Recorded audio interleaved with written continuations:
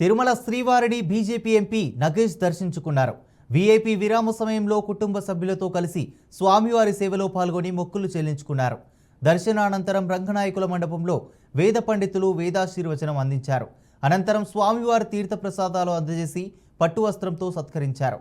తిరుమల శ్రీవారిని దర్శించుకోవడం సంతోషంగా ఉందని, రెండు తెలుగు రాష్ట్రాలు అభివృద్ధిలో పోటీపడాలని కోరుకుంటున్నట్టు కాంక్షించారు.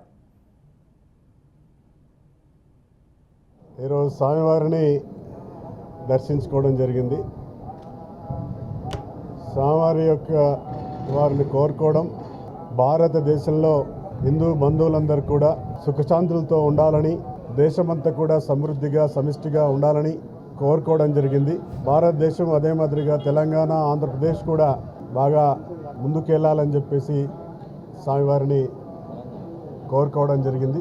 ఎందుకంటే అఖిలాండ బ్రహ్మాండ దేవుడైనటువంటి స్వామివారు అందరికీ చల్లని చూపు ఇవ్వాలని చెప్పేసి స్వామివారిని వేడుకోవడం జరిగింది.